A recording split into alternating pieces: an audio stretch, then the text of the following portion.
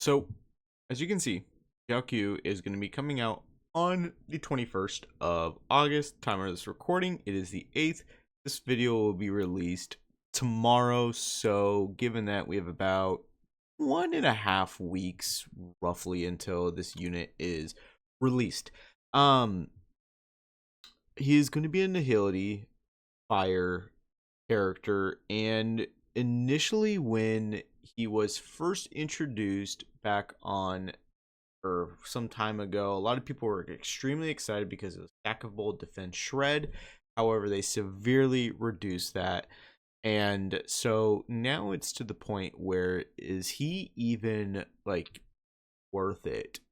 um Obviously, right now we still have Yun Li, and whether you want to pull for her or not, build pity, whatever, entirely up to you. Or you might want to do the same thing for Jiaoqiu, but you want to have a better understanding if this character is going to be good.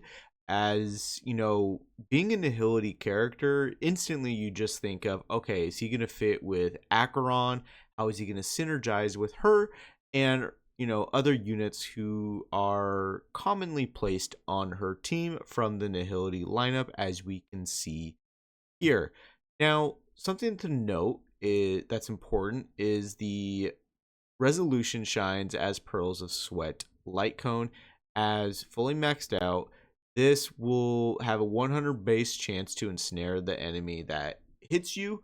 So that's one additional little like leaf or blade for Acheron, so she can get to her ultimate faster. And as well as ensnared enemies defense decreases by a total of 16% for one turn.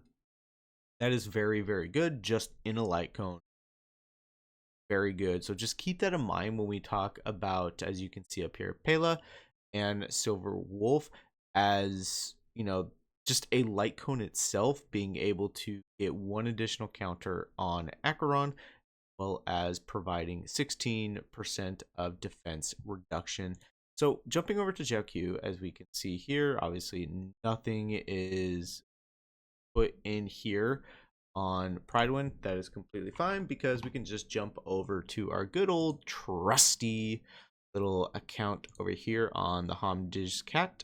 Go ahead and check out Jiaoqiu. So what is he going to be doing? Well, his skill, he has a 100 base chance to inflict 1 stack of Ashen Roast. That is a debuff, so okay, pretty good. Able to supply Acheron with all of that. However, what exactly does Ashen Roast do? Jump over here to his talent. So we can see that whenever he hits an enemy with his basic attack, skill, or ultimate, he has a 100 base chance to inflict 1 stack of Ashen Roast. Each stack increases damage received by the enemy by 15%. Then each subsequent stack increases this by 5%, stacking up to 5 times. So first one, 15% reduced or increased damage taken. Okay, pretty good. It falls a little short to a 4-star light cone. Whatever, that's fine, because after that, you're able to get it 5 more times. So initially, the first time that's 1, and then you have 4 other times, so 20. So that is going to be a 35%. All right, keep that in mind. Jumping over to Pela, we have to go over to where is her ultimate. So obviously, very good ultimate. You want to get this as fast as possible. Depending how your Pela is built, you're getting this very, very quickly. You're able to inflict expose on all enemies, every single enemy. All right, now in all fairness, Jiaoqiu's ultimate does hit every single enemy on the field, and you are inflicting 1 stack of Ashen Roast. Okay, very good. However, all enemies' defense is reduced by 40% for 2 turns. Pair this up with the light cone, that is 56% just additional damage they're going to be taking. Whereas if you, oh my goodness, I've botched. If you take into Jiaoqiu's ability, 35 plus 16 That is going to be 51%. So you're already behind on that. Now, granted, I'm not covering the light cone because we're just going strict character wise, and a 4-star light cone, a 4-star character. Okay, I just want you to keep that in mind. Now we jump over to a limited character in Silver Wolf. Now, granted, it's a little different because she needs to have a rerun to have the opportunity to get her. I get that. That's fine. Whatever. The ultimate. You will be reducing the enemy's defense by 45% for 3 turns. So, Pela, ultimate, defense reduction, 2 turns, 40%.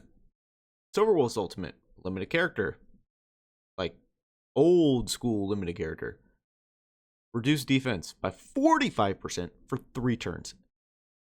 That is ridiculous. Now we jump over to her skill is with, you have an 85% base chance to add 1 weakness, obviously whatever type that you have on the enemy, while also reducing the enemy's defense resistance to the weakness type by 20%. So let's say, jump back over here to the characters, you have a Nihility team, and you have Acheron, Kafka, Silverwolf, and I don't know, let's just say Black Swan, right? And the enemy is weak to wind, lightning. Well, guess what? You're inflicting them with the quantum weakness. So not only are they going to be getting additional weakness, but because of weakness type is also lightning, that's additional 20%.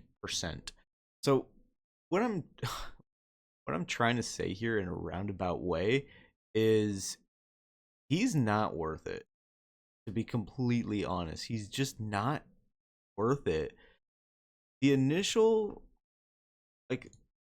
view of him when he was first teased and whatever was it was going to be ridiculous. He was going to be providing a lot more of stackable defense reduction and all of that.